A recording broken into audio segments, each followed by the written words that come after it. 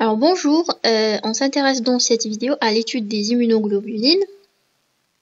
Alors, pour introduire, on va dire que c'est des molécules de l'immunité adaptative humorale.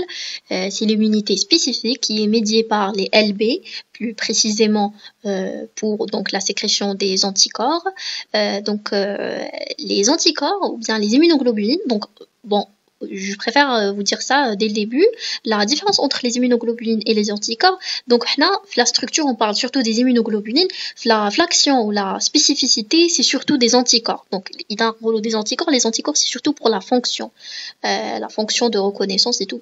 Lorsqu'on parle de la structure, on parle surtout des immunoglobulines. Donc les immunoglobulines, on va les trouver sous deux formes.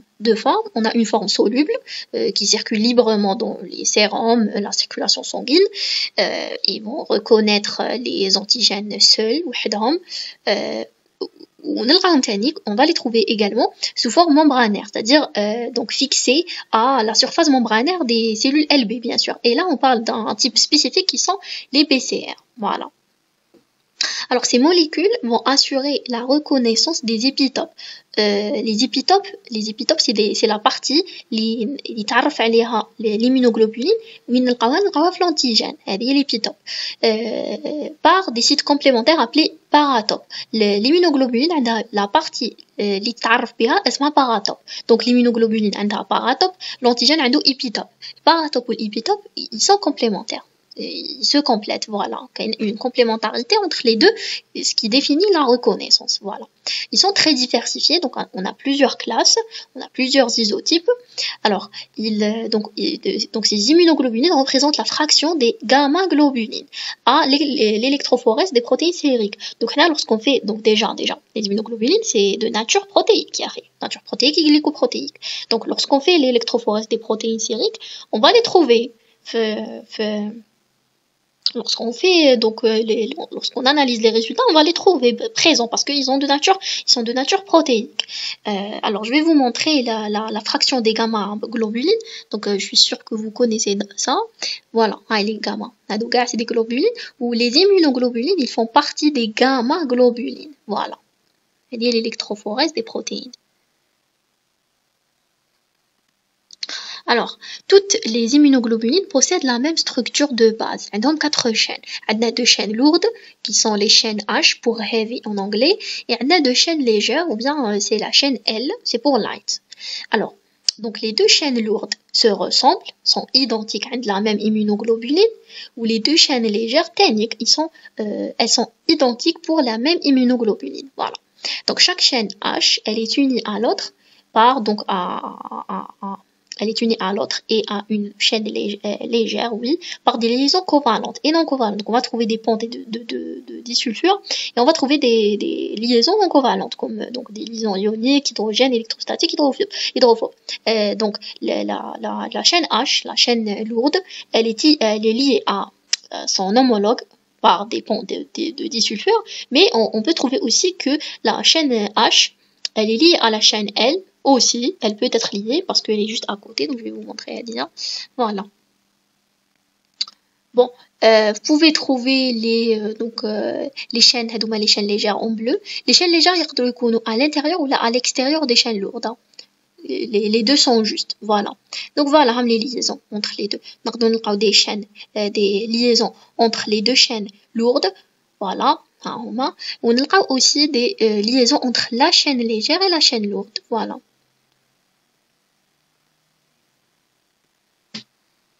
Alors, pour la structure primaire, donc, on va trouver 2 régions. On a une région constante, c'est terminale, c'est la partie inférieure, et une région variable qui est du côté interminal, c'est la région supérieure. En haut, c'est une région variable.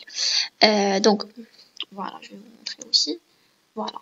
On va dire que la partie en haut, c'est la région variable. Voilà. La région constante, c'est en bas. C'est. Tout ce qui est C, c'est constant. La région variable. C'est le côté كامل, c'est la région variable. VH, VL. Et تحتها كامل, c'est constant. Voilà. Donc, La partie constante, elle est identique pour toutes les immunoglobulines, toutes les mêmes chaînes de la même espèce. La partie constante, elle est identique pour la même espèce. On parle de l'espèce humaine, bien sûr. Notre espèce, elle a quand même la partie constante identique. Partie constante identique pour toutes les mêmes chaînes, bien sûr. La partie variable, elle va être différente, bien évidemment. Il y a différente pour reconnaître les différents antigènes dans la nature. Lazim تكون عندي une variabilité pour créer donc des régions pour qu'elles soient les régions complémentaires avec l'épitope les antigènes. Donc la partie variable dans la séquence en acide aminé ne ressemble à aucune autre séquence. Voilà, c'est ça. C'est une partie variable qui va être différente. Le tartib les acides aminés هيكون bien sûr différent. Les régions variables constituent les bases structurales les sites actifs, bien sûr. Donc le site actif, il est défini par les régions variables. Il est assuré par les régions variables. هما حيتعرفوا لي هما اللي حيassurer لي la reconnaissance des antigènes. Donc la fonction voilà, de la reconnaissance et la liaison avec l'antigène. Cette variabilité permet d'ajuster la spécificité aux différents antigènes possibles. C'est ça. Donc c'est la partie variable qui va donner la spécificité à l'immunoglobuline vis-à-vis du micro-organisme, vis-à-vis de l'antigène. Voilà, c'est pour ça qu'on peut reconnaître un nombre infini des antigènes qui existent dans la nature. Donc voilà, les une variabilité pour créer plusieurs modèles, plusieurs structures, plusieurs modèles, la région où est le site actif.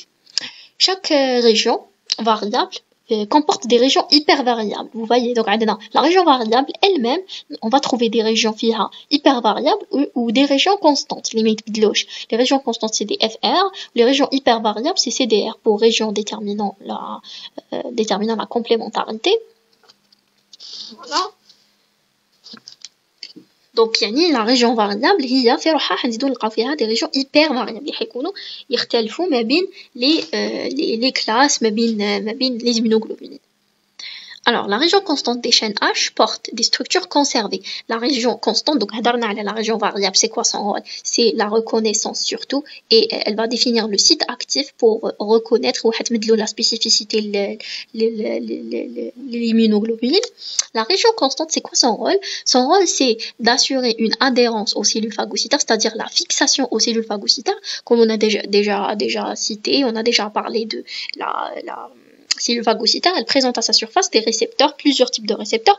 Parmi ces récepteurs, on va trouver les récepteurs FCR, c'est les récepteurs de la partie constante des immunoglobulines pour les fixer, pour assurer la phagocytose ou pour la phagocytose, voilà, ou même pour la cytotoxicité, l'ADCC. ADCC, c'est la cytotoxicité assurée par l'anticorps. Voilà. Deuxième fonction, c'est la fixation et l'activation du système du complément. Donc on a déjà parlé aussi du système du complément qui fait partie de l'immunité innée.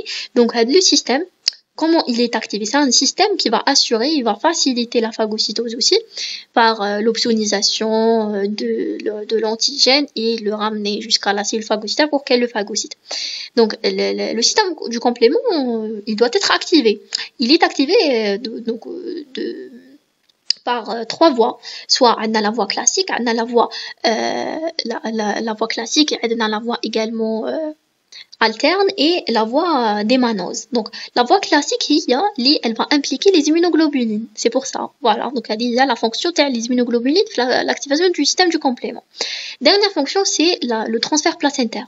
Et ça concerne une seule classe des IG, qui est la classe des IgG. Donc les IgG peuvent traverser la barrière placentaire. C'est-à-dire comment dirais-je, donc les IgG peuvent traverser la barrière placentaire, ils vont transférer, on va dire, l'immunité humorale de la maman vers le bébé. Donc il va hériter les IgG de la maman. Voilà. Chaque immunoglobuline possède 4 ou 5 domaines par chaîne. Donc on a 4 ou 5 domaines par chaîne, c'est-à-dire donc chaque immunoglobuline, on a 4 à ou là jusqu'à 5 domaines par chaque chaîne chaîne voilà lourde dont un seul domaine variable et 3 ou 4 chaînes constantes. Donc je vais vous expliquer ça. Donc on a la chaîne lourde فيها un domaine variable واحد وفيها 3 à 4 domaines constants.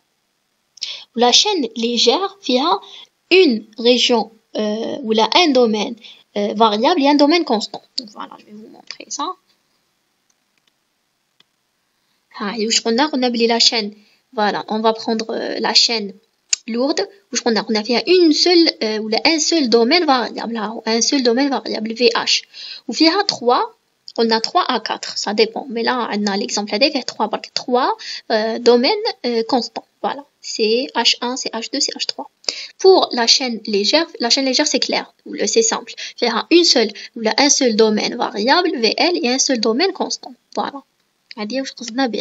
Donc la région charnière, c'est la région où il va y avoir donc elle assure la flexibilité de la molécule d'immunoglobuline.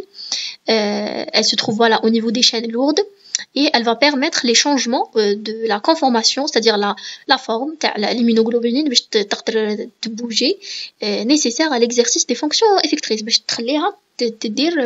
Les exercices, les fonctions voilà.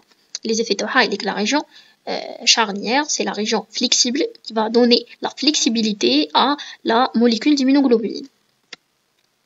On a quelques structures annexes qui ne sont pas immunoglobuliniques, c'est-à-dire elles sont soit sécrétées ou synthétisées par d'autres cellules. Par exemple, on a la chaîne J, c'est une protéine synthétisée par les plasmocytes. Elle est impliquée dans la polymérisation des IgA et des IgM. Voilà. Donc la polymérisation, c'est le fait de transformer les immunoglobulines qui étaient monomériques en pentamères par exemple. Donc c'est l'association de plusieurs monomères pour former un polymère. Polymère, c'est-à-dire il est formé par plusieurs monomères. Et normalement, la structure de l'immunoglobuline, elle est sous forme d'un seul monomère. Monomère sous forme d'un Y. بصح كاينين اللي يكونوا يسيركوليو par exemple surtout les IgM, les IgA on va voir que rarement on les trouve polymères mais l'essentiel les IgM surtout ils sont donc lorsqu'ils sont solubles ils sont retrouvés sous forme de pentamères. Voilà. On a d'autres structures également. On a la pièce sécrétoire, qui est une protéine sécrétée principalement par des cellules épithéliales de la muqueuse intestinale qui participent à la structure les IgA sécrétoires. Donc les IgA sécrétoires, on va les trouver dans les muqueuses intestinales. Ouais, de la protéine, elle va venir activer ou là, elle participe à donc voilà, former la structure de les IgA pour qu'elle puisse sécréter donc des substances. Elle permet la résistance aux enzymes et la stabilité de la molécule. Voilà, donc le rôle de la pièce sécrétoire, c'est quoi? Voilà, c'est une protéine qui va participer à la structure des IgA sécrétoires au niveau des muqueuses intestinales, et également la résistance aux enzymes et la stabilité de la molécule. Donc là, on parle toujours de la molécule des IgA, voilà. On a d'autres structures qui sont représentées par des résidus d'hydrate de carbone où on va les trouver. Donc on va les trouver sur les chaînes H. Je vais vous montrer. Donc les chaînes H, les chaînes lourdes, présentent des résidus. Voilà, avec les résidus d'hydrate de carbone. Voilà. Donc les chaînes H, les chaînes lourdes en vert, tout ça. Donc voilà, on a la partie qui assure la flexibilité, voilà la partie variable et les deux chaînes. Donc comme je vous ai dit, les chaînes légères, on peut les trouver soit à l'intérieur des chaînes lourdes ou là à l'extérieur. Les deux sont justes. Donc là, on va parler des classes qu'on a des immunoglobulines. Donc, on a dit que les immunoglobulines sont formées par deux types de chaînes. Donc, on a deux chaînes lourdes et deux chaînes légères. Pour les chaînes lourdes, on a 5. Donc, on a 5 chaînes lourdes. Les chaînes lourdes sont identiques. Alors, elles sont identiques, il y a les mêmes immunoglobulines qui ont le même type les chaînes lourdes. On va trouver des gamma, on va trouver des alpha, des mu, delta et epsilon. Pour les gamma, les gamma نلقاوهم غير عند les IgG. Les IgG sont formés par des chaînes lourdes, deux chaînes lourdes de gamma. Les IgA sont formés par deux chaînes lourdes alpha. Les IgM sont formés par deux chaînes lourdes qu'on appelle les chaînes lourdes de mu. Et les IgD, c'est deux chaînes lourdes delta. IgE, on va trouver deux chaînes lourdes epsilon. Voilà. Donc, c'est par rapport à ce qui va définir les classes. On a 5 classes. Voilà. Alors, on a deux types de chaînes légères. Soit on va trouver chez une immunoglobuline de kappa ou la de lambda. ما نقدروش نلقاو وحده kappa وحده lambda. Non.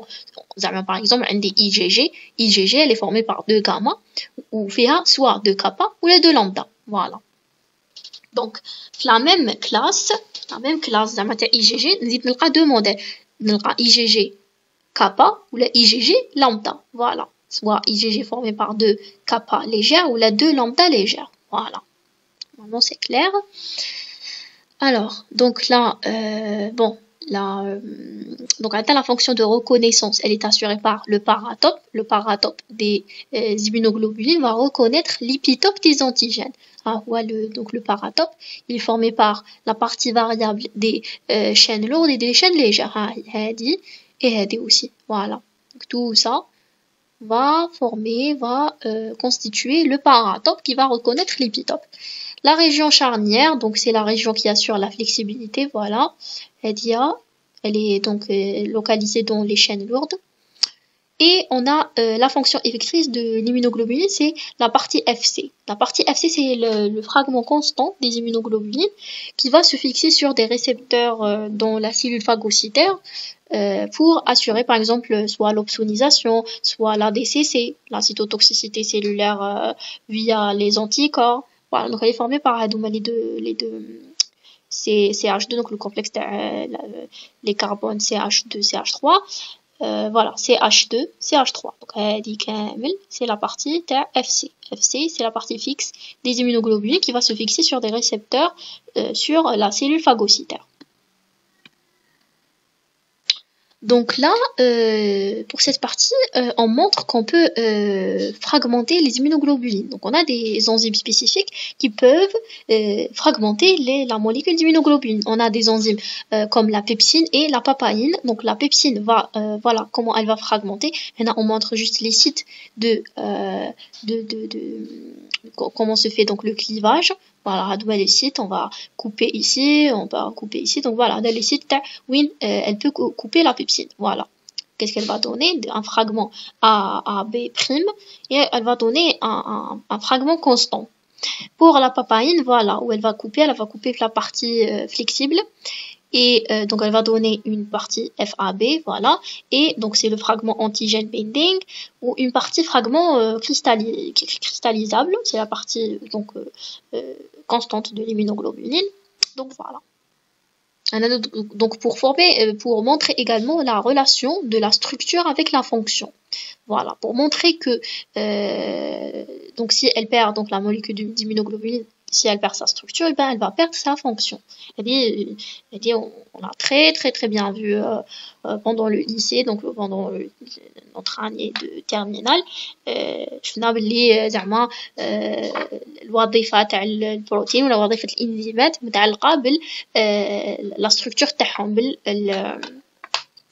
je sais pas comment on نقولوا la conformation les enzymes, elle assure ou là, elle détermine la fonction de ces enzymes. Et là, on parle des immunoglobulines et non pas des enzymes, bien sûr. Alors pour l'hétérogénéité des immunoglobulines, on a trois notions très importantes qui sont donc l'isotypie, l'allotypie et l'isiotypie. Voilà. Alors pour l'isotypie, elle concerne donc les isotypes. Les isotypes, on a les classes les 9 isotypes. 9 isotypes pour la chaîne lourde. La chaîne lourde, فيها gamma, فيها isotype gamma. Gamma, حنلقاو 4. IgG1, IgG2, IgG3 et IgG4. Pour l'isotype alpha, je vais trouver donc IG alpha, IgA, IgA1, IgA2. Et pour l'isotype mu, je vais trouver donc mu tout simplement. Delta, un dit delta. Donc epsilon, un dit IgE. Voilà, un dit IgD, IgE. Pour les isotypes donc des chaînes légères, je vais trouver résoudre. Donc je vais trouver deux isotypes qui sont les kappa et lambda. Alors, les déterminants isotypiques sont portés par les domaines constants des chaînes lourdes et légères. Donc ça définit les classes et sous-classes des immunoglobulines. Ça, c'est ce qui va définir l'isotype. Il y a les classes, et ils sont présents chez tous les individus d'une même espèce. Ils diffèrent d'une espèce à une autre. C'est-à-dire, les isotypes parce qu'on est des êtres humains. On fait partie de la même espèce, l'espèce humaine. L'espèce humaine a les mêmes isotypes. On a 9 isotypes pour la chaîne lourde, on a 2 isotypes pour la chaîne légère. C'est pour l'isotype. Par contre, si on va comparer entre un être humain avec un animal, avec un rat, avec une souris, on va pas trouver la même chose. On va pas trouver les mêmes isotypes. Donc c'est ça. L'isotypie, elle est différente d'une espèce à une autre. Elle est de 1. L'allotypie, donc les marqueurs allotypiques, sont des déterminants antigéniques qui permettent de distinguer les immunoglobulines de 2 individus d'une même espèce. Yani, les individus d'une même espèce n'ont le même allotype. Donc un a par exemple une autre personne n'a le même allotype. Donc c'est des marqueurs qui différencient ما بين deux personnes عندهم la même espèce. Voilà. C'est des marqueurs allotypiques, c'est des déterminants antigéniques qui déterminent l'antigène. Voilà, ils font la différence entre 2 immunoglobulines, mais bien 2 personnes de la même espèce. L'idiotypie, ça concerne la partie variable. Donc, c'est des déterminants, encore une fois, antigéniques, dus à des séquences uniques. Les séquences présentes dans les domaines variables et hypervariables, c'est-à-dire l'idiotypie, sont différentes les parties variables et hypervariables terminent par les chaînes lourdes et légères. Elle est caractéristique d'un anticorps, lui-même spécifique d'un antigène. Alors, donc pour mieux comprendre tout ça, je vais donc vous présenter ce que j'ai préparé. C'est beaucoup mieux. Bon, la première partie c'est clair normalement pour l'isotypie. Pour l'isotypie normalement c'est clair. L'isotypie c'est bon. L'isotypie c'est la différence entre 2 espèces. Par exemple, l'espèce humaine et l'espèce par exemple animale, c'est pas la même chose. On va pas trouver les mêmes classes. Les mêmes classes et sous-classes des immunoglobulines. Pour l'allotypie, c'est bien 2 personnes d'une même espèce. Donc voilà, la variation allotypique rend compte de variations génétiques à l'intérieur d'une même espèce. Elle est due à la présence de plusieurs allèles à un même locus, même localisation.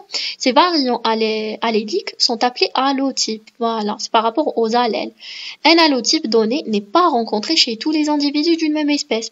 Par exemple, le variant allotypique, donc là on a pris un exemple de l'immunoglobuline par exemple G3, on va trouver un acide aminé spécifique, alors que chez un autre individu, on va trouver un autre acide aminé. Voilà, les allotypes sont le plus souvent des variants, des régions constantes des chaînes lourdes. Vous comprenez, donc là, ça concerne les parties constantes pour l'allotype. Donc, les parties constantes, ou les régions constantes, c'est les chaînes lourdes. Voilà. C'est ce qui caractérise l'allotypique, voilà. Alors, voilà, par exemple, avec la même espèce. Pour la variation idiotypique, donc là, ça concerne les clones. Maintenant, entre les espèces en général, on va داخل l'espèce ما بيناتنا حنا les êtres humains ومن بعد حكمنا ان être humain داخل لي كلون تاوعو داخل لي جروب تاع لينفوسيت بي تاعو تاني كيكون كاين ديفيرونت ما بين chaque clone ou clone un clone il présente un idiotype privé spécifique un idiotype privé voilà mais cependant il peut y arriver que des clones différents expriment le même idiotype. Donc voilà, un idiotype public on dit, ou la croisée au récurrent. Voilà, donc là c'est pour l'idiotype. Donc tout d'abord on a commencé par les isotopes. L'isotope, donc c'est bien 2 espèces, par exemple l'espèce humaine, l'espèce animale, c'est pas le même isotope. Ensuite on a pris donc c'est quoi l'autre? Donc l'allotypique. Donc allotypique c'est une même espèce, même bien les êtres humains, mais les mêmes les allotypes. À la fin on a appris donc les idiotopes. Les idiotopes c'est داخل les clones تاعنا داخل le corps تاعنا زعما بنادم واحد ندخلوا نروحوا نشوفوا له les clones تاعو. On va trouver que les clones ils sont différents, عندهم certaines différences dans les parties ou là les régions variables. Voilà. Avec un seul, on va dire, maintenant c'est un rat, l'essentiel. Les clones تاعو. Et c'est différent. Il y a des différences, vous voyez. Les parties variables sont différentes. J'espère que c'est clair, ces notions. Clair normalement. Alors, maintenant, on va parler des caractéristiques de chaque immunoglobuline. On va commencer par les IgG. Donc, les IgG sont les plus nombreuses. Parmi ces caractéristiques, on va trouver qu'elles peuvent traverser la barrière placentaire. On a déjà dit ça. Donc, toutes les sous-classes des IgG, c'est-à-dire les IgG1, les IgG2, les IgG3 et les IgG4. Voilà, elles peuvent traverser la barrière placentaire. Donc, elles peuvent assurer le transfert de l'immunité humorale de la mère au fœtus. Et ça, c'est en fin de grossesse. On a donc le deuxième rôle, c'est la fixation aux cellules phagocytaires, comme les monocytes, les macrophages, les polynucléaires, et les cellules NK, pour assurer le phénomène d'ADCC, c'est la cytotoxicité cellulaire dépendante des anticorps. Normalement, c'est bon, vous connaissez ça, on a déjà abordé ça le cours à l'immunité innée. Donc, la cytotoxicité, c'est qui se fait donc pendant l'immunité innée, elle est assurée soit par un anticorps ou là par le système du complément. Pour le système pour l'anticorps il va capter donc des antigènes, il va se fixer à des antigènes, il va les ramener, il va se fixer sur la cellule phagocytaire, sur des récepteurs spécifiques, les récepteurs FCR, et il va donc assurer le phénomène de la cytotoxicité. Voilà, donc il aide, c'est un aide. C'est un moyen d'aide. Donc il va donner, ou là il va assurer une aide, une activité d'opsonisation par liaison au récepteur donc du FC, aussi le phénomène d'opsonisation. Donc l'opsonisation, encore une fois, c'est un processus par lequel on va faciliter le phénomène de phagocytose cette fois-ci, c'est-à-dire donc les anticorps, les immunoglobulines vont toujours se fixer à des antigènes et les ramener à la cellule phagocytaire pour qu'elle les phagocyte tout simplement, c'est ça, par des opsonines et tout. Et à tout un égard, c'est des notions qu'on a déjà abordées les anciens cours. Activité de neutralisation des toxines et des enzymes bactériennes des virus. Voilà, c'est un rôle purement immunitaire et voilà. Donc de défense immunitaire. Alors le deuxième type, ce sont pour les IgM, donc la deuxième classe, donc c'est des immunoglobulines principalement pentamériques. Donc ils vont subir le phénomène de polymérisation, des monomères, des pentamères les sérums. Donc voilà, ils représentent parce que 5% des immunoglobulines sériques dans le sérum, dans le plasma. C'est un complexe pentamérique qui est stabilisé par des ponts de désulfure et la chaîne J. La chaîne J fait partie des structures annexes qu'on a déjà citées aussi. Alors c'est des anticorps très agglutinants. Où là il y a le phénomène d'agrégation. Vous connaissez technique qui les anticorps c'est ça l'agglutination. Donc voilà, c'est une représentation qui montre le phénomène d'agglutination. Voilà. Donc et ils ont une faible affinité. Les premières à apparaître, donc ce sont les premières. Alors, les premières immunoglobulines à apparaître chez un nouveau-né. Et même avant la naissance, la formation des immunoglobulines M. Il existe sous deux formes. On va trouver une forme en étoile, dans la circulation, et en forme de crampon, ou là en crampon. Et ils sont fixés sur des épitopes. Les épitopes, on va trouver dans les antigènes. Voilà. Avec la forme pentamérique, 5 monomères, et voilà, et la chaîne J qui va les stabiliser. On dit mais bien entendu des ponts disulfures avec en rouge. Voilà, هذا c'est les anticorps chez un... Non, non. Alors, chez un nouveau-né, on va voir avec le schéma BAD. Donc, alors pour les IgM, donc au début, on a un antigène. On a un antigène où je les IgM toujours, donc c'est bon, les IgM c'est toujours la même chose. On a un antigène et on a regardé la première réponse immunitaire, on a vu que voilà le total, les IgG. Bon, les IgM sont toujours présents. Donc là, on va s'intéresser surtout aux IgM. Voilà, les IgG, pardon. Les IgG, voilà la réponse immunitaire. Pour la deuxième immunité, donc la deuxième réponse immunitaire, on voit qu'il y a une explosion la production des IgG. Et c'est ce qui caractérise la réponse immunitaire mémoire. Donc la réponse immunitaire secondaire, elle est toujours plus efficace et plus rapide et plus importante. On a le syndrome d'hyper-IgM qui est lié au chromosome X. Donc le syndrome, il est donc causé par mutation du gène qui code pour le CD40L.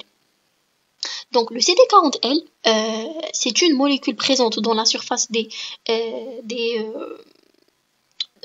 qui est présente dans la surface des LT, et le CD40 c'est une molécule présente dans la surface des LB. La liaison entre ces deux molécules va permettre le phénomène de switch ou la commutation isotypique. Cette commutation isotypique va permettre le switch, la transformation, le changement de l'IgM, parce que à la fin de la formation des LB, on va trouver que les BCR qui sont formés par des IgM dans la surface des LB. Et donc, il a un antigène, l'IgM, mais si toujours IgM, par exemple IgG, les la commutation isotypique, liée par la liaison de la molécule CD40L et CD40, la présence de la cellule LT, bien sûr. Donc, il a qu'un des mutations, le gène qui code pour ces molécules, et ben j'aurai un syndrome d'hyper-IgM. Je peux pas faire le phénomène de switch. C'est l'intérêt de les IgM. Je peux pas faire le phénomène de switch, c'est ça. Alors, troisième classe, ce sont les IgA qui sont présents, qui sont présentes au niveau du sérum, des muqueuses, des sécrétions, sous forme monomérique, dimérique et rarement polymérique.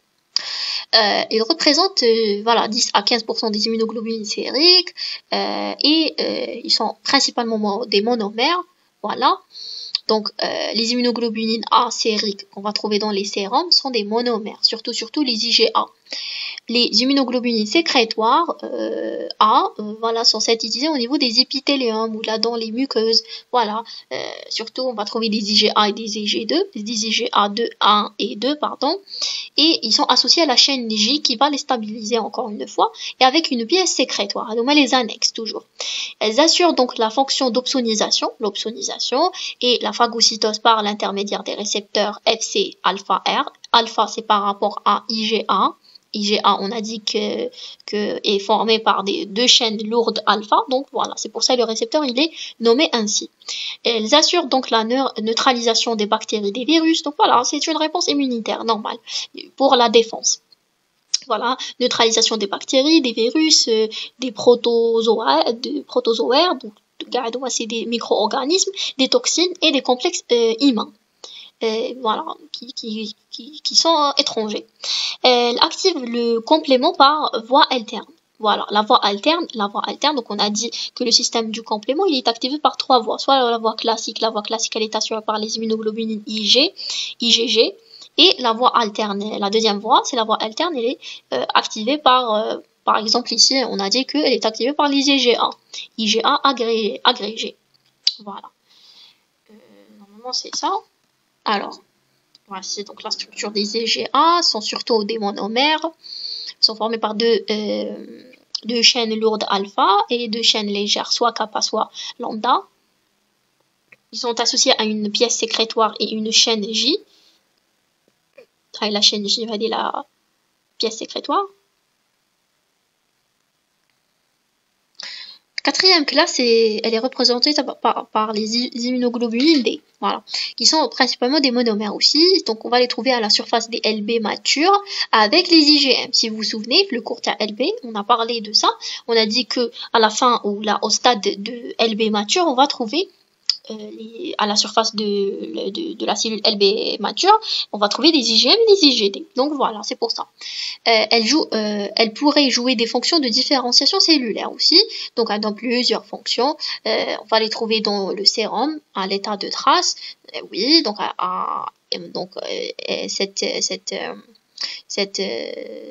comment on a trouvé ça, a été mise en évidence grâce à l'étude de Demi-Lamb. Donc on a fait cette étude qui a montré que au niveau des sérums, on va les trouver à l'état de trace, à une région charnière, donc une région charnière longue. La région charnière, c'est la partie qui va donner la flexibilité, donc voilà, une grande sensibilité à la protéolyse. La protéolyse, c'est la protéolyse qui est donc assurée par des enzymes comme la pepsine, la papaïne. Donc une fonction connue, et elle constitue avec l'IgM le BCR. Voilà, le BCR de la cellule LB mémoire. La cellule LB, pardon, mature. Alors, pour la 4e classe, elle est représentée par les immunoglobulines D, qui sont principalement monomères, des monomériques, donc ils ont une structure monomérique. Donc, ce qu'il faut garder pour ce qu'il faut garder sur les immunoglobulines, qui sont de 1 monomériques, de 2 on va les trouver à la surface des LB avec les IgM pour former le BCR. Donc ça, on a bien détaillé ça dans le cours des LB. Donc ils peuvent jouer plusieurs fonctions. On va les trouver dans le sérum à l'état de trace, et cette forme, on l'a découvert grâce à l'étude de Demi-Lamb, et donc ils ont une région charnière longue, une grande sensibilité à la protéolyse aussi, et la fonction تاعهم n'est pas vraiment connue. Ils ont plusieurs fonctions dans la différenciation cellulaire, mais la fonction spécifique تاعهم n'est pas vraiment connue. Déjà هما ما نهضروش عليهم بزاف les IgD, نهضروا عليهم surtout في la structure تاع le BCR avec les IgM bien sûr. Voilà. Pour les IgE, qui sont également des structures monomériques, les IgE, c'est la dernière classe qui a été découverte, qui a été identifiée. Alors leur synthèse, elle est étroitement liée à la stimulation des lymphocytes B par l'interleukine 4, c'est-à-dire on doit stimuler les LB par l'interleukine 4 pour former les IgE. Alors, on va les trouver à l'état de trace aussi dans le sérum humain normal. Donc, je vous invite à regarder ce que c'est l'état de trace sur Google. Sa concentration sérique, elle augmente en cas d'atopie, en cas de parasitose ou dans le syndrome d'hyper-IgE. Donc, ils sont beaucoup plus nombreux lorsqu'il y a une allergie. Voilà, ils répondent, ils donnent une réponse à une réaction d'allergie. Voilà. Alors, ils ont une demi-vie, la demi-vie la plus courte. Parmi les immunoglobulines, ils ont la demi-vie la plus courte. Voilà. Alors, voici un tableau qui va récapituler toutes les classes et leur structure, leurs propriétés, leurs caractéristiques ici. Voilà, et وين نلقاو زعما plus معناتها كاينه بزاف, وين تلقاو moins معناتها ما كاش كامل, et ainsi de suite. Voilà. Alors, les gènes qui vont coder ces immunoglobulines, donc les régions constantes et les régions variables sont codées bien sûr, c'est des chaînes de succession, donc c'est des chaînes de séquences d'acides aminés, donc c'est sûr qu'il y a eu donc le phénomène ou le processus de la formation des protéines. Tout d'abord on a une transcription des gènes, on va la traduction, c'est clair, donc voilà, c'est pour ça qu'ils sont formés par une expression génétique. Alors, ils sont répartis en 3 groupes. On a le locus H. Locus H pour la chaîne lourde, c'est un même locus. Locus, c'est une localisation. Donc, le terme en génétique, c'est le locus H qui est représenté par le chromosome 14. Donc, le chromosome 14, il code tous les gènes qui codent pour les chaînes lourdes. Seulement les chaînes lourdes ont le même chromosome. Kappa ou lambda, c'est pas la même chose. Donc, les chaînes légères. Kappa a un chromosome 2, le chromosome 2, les gènes tawaha. Le locus lambda, ces gènes sont représentés au sein du chromosome 22. Et chaque locus, le même locus, il va donc coder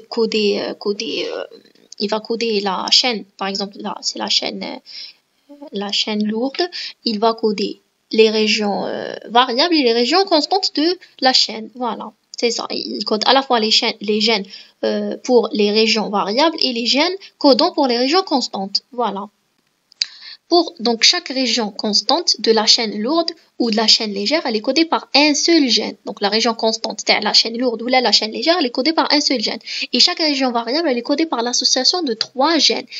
Donc voilà, la chaîne, la partie variable des chaînes lourdes, elle est donc voilà par 3 gènes. Et la région constante, et donc voilà, c'est les gènes, عندنا VH, عندنا GH et عندنا DH. Voilà, on a 3 gènes. Les gènes qui codent pour les régions constantes sont répartis en segments, codant chacun pour un domaine. Voilà, les segments عندنا تاع la partie constante. Voilà, donc chaque région variable pour la chaîne légère, kappa ou la lambda, elle est codée par 2 gènes. Région variable, d'accord? La région variable, parce que la région constante, elle est codée par un seul gène pour les chaînes lourdes et les chaînes légères. عندهم un seul gène, donc les constantes. بصح variable pour la chaîne légère, عندها 2 gènes. عندنا VL et عندنا JL, voilà. Alors voilà, c'est représenté ici l'organisation du locus. Les chaînes lourdes, où on a les chaînes lourdes, les chaînes lourdes, on a la partie constante, elle est organisée comme ceci. On a aussi, donc on a les gènes qui ont les régions constantes, sont répartis en segments. On a plusieurs segments. Chaque segment a été un domaine spécifique, comme c'est gamma, c'est gamma 1, H, c'est gamma 2, c'est gamma 3. Voilà. C'est comme ça. Pour la partie constante, elle est codée par un seul gène. Donc chaque gène a les segments où la partie variable et de la chaîne, voilà, on a VH, on a JH, on a DH. La partie variable, c'est les chaînes lourdes. Voilà, avec les V. Voilà. On est juste pour voir. Donc H, c'est pour les régions charnières. L, c'est pour voilà le leader, c'est-à-dire et V, c'est pour le segment variable. D, c'est pour le segment de diversité. Diversité, les plusieurs antigènes. Et C, c'est pour le segment constant. Voilà. Segment constant, le domaine constant de la chaîne lourde. Donc on a pris l'exemple des chaînes lourdes. Comment leur gène il est donc il est organisé. C'est ce qu'on a dit, le chromosome 14. Voilà, c'est le chromosome 14. Il est organisé comme ceci. Voilà, des parties variables. Voilà. Bon, alors dans chaque locus, chaque gène variable de la chaîne lourde, il peut s'associer à chaque gène JH toujours de la chaîne lourde et à chaque gène DH pour former une combinaison. Donc les 3 gènes, les 3 gènes de la partie variable des chaînes lourdes. Ils vont s'associer, ils vont former une combinaison particulière donnant une région variable donnée, oui, la chaîne lourde. De même, chaque gène variable de la chaîne lourde, il peut s'associer à chaque gène JL, parce qu'on a un azot pour former une région variable légère, pour kappa ou lambda. On a VL ou un JL, voilà, ils vont s'associer pour former le VL, c'est kappa ou la lambda donnée, et chaque région variable lourde peut être sélectionnée pour être associée à chaque région variable, ce qui permet d'obtenir un grand nombre de sites.